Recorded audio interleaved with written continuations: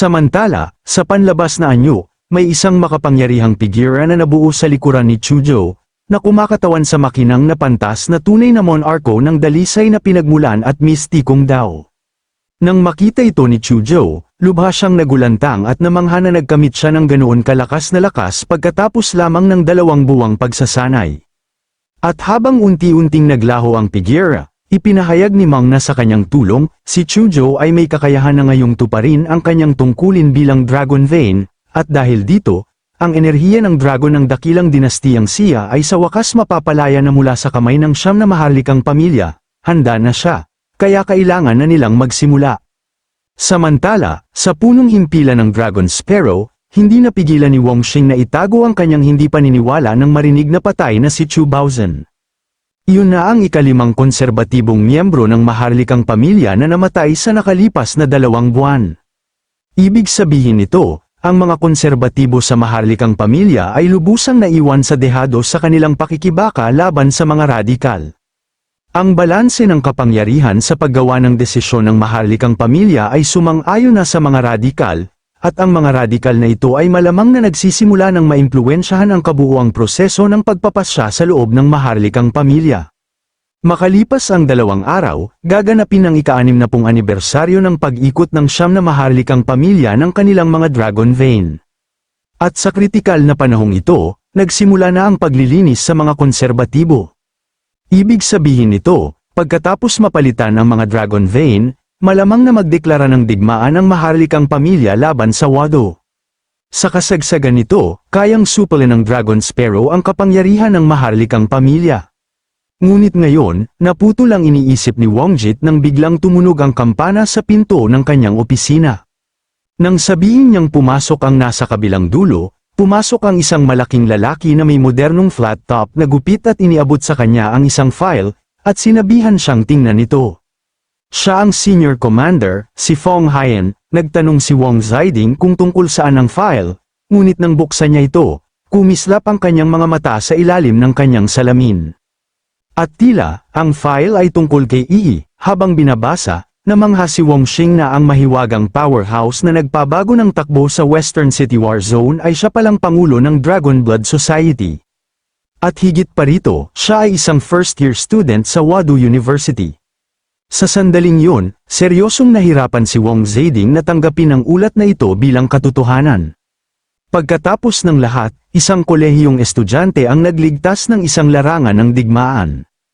At higit pa, nakapatay siya ng 2 kalabang nasa antas ng Overlord.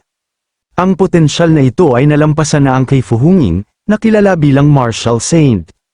Naunawaan ni Fu Hanjing ang larangan ng martial arts noong siya ay sophomore sa kolehiyo at nakalaban ng isang grandmaster nang hindi siya naiilang.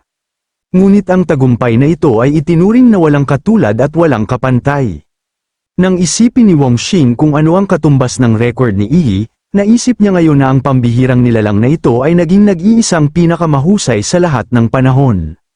Gayunpaman, dahil sa napakahalaga ng balitang ito, hindi napigilan ni Wang Xing na itanong kung bakit ngayon lamang ito iniulat ni Fong Hiang.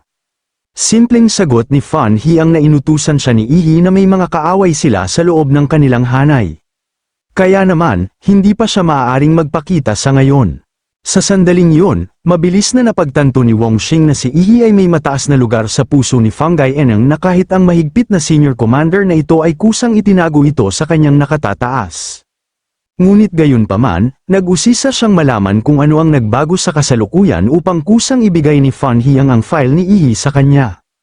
Ideya ba ito ni Yi? Kinumpirma ito ni Fan Hiang nang walang pag-aalinlangan, at idinagdag na nais din siyang makita ng taong pinag-uusapan. At syempre, para sa dramatikong epekto, pumasok siya sa mismong sandaling iyon nang tanungin niya kung kailan. Nagulat si Wang Ziding nang makita si Yi, nagtataka kung paano siya nakapasok. Pagkatapos ng lahat, wala siyang pahintulot na pumasok sa itaas na palapag, pabayaan na ang kanyang opisina. At bilang tugon, basta na lang niyang kinuha ang kanyang telepono habang mahinahong idineklara ni Nua na ginawa nito. Muntik nang matanggal sa salamin ang mga mata ni Wang Xing nang marealize niyang ang kanilang super AI ay talagang tumulong kay Yi na makapasok. Naisip pa niyang ipinagkanulo sila ni Nua, ibig sabihin ay alam na ni Iggy ang lahat ng naka-encrypt na impormasyon ng Great Sea Dragon Sparrow at ng nangungunang ahensya ng katalinuhan sa mundo. Lahat ay lubusang nakalantad na sa harap ni Iggy. Mahinahong sinabi ni Iggy kay Director Wong na huwag masyadong magulat dahil ang pinakamataas na awtoridad ni Nua ay personal na ipinagkaloob sa kanya ni Principal Shiring bago siya umalis. Dapat ding malaman ni Wong Xing kung ano ang ibig sabihin noon. Marahil ay nakita na ni Principal Shining na may hindi inaasahang mangyayari sa kanya at kay Section Chief Ching Long. Kaya, iniwan niya sa kanya ang isang backup plan. Ibig sabihin nito, siya ang kahalili na personal na pinili ni Principal Shiring at ang backup plan para malampasan ng Dasha ang mga pagsubok nito. Ang panghuling kontrol ni Nua ay nasa kamay nga ni Sher Jinguin. Dahil binuo si Nua ng Research Institute ng Wado, kahit ang Great Sea Dragon Sparrow ay walang ganitong panghuling awtoridad. Napaka-advance ng teknolohiya ni Nua kaya tiyak si Wang Jiting na walang hacker sa mundo ang makakapasok dito.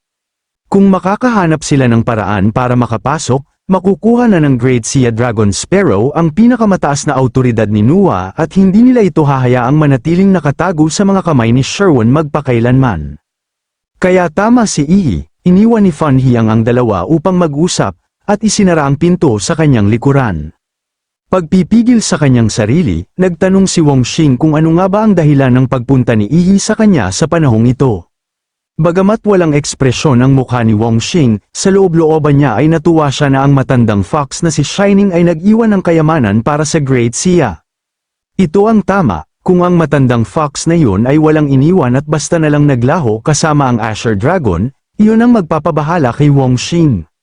Ngunit sa sandaling yun, buong tapang na ipinahayag ni Iggy na gusto niyang tiyakin na ang angka ng 9 na maharlikang pamilya ay magwawakas sa henerasyong ito.